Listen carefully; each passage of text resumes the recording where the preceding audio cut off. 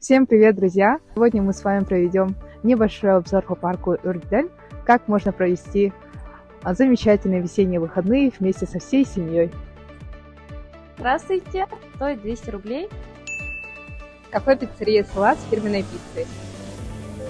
В нашем парке вы найдете множество интересных развлечений. Детская горка для малышей.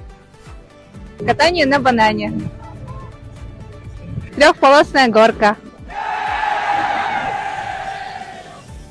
И, конечно же, катание на тюбинге.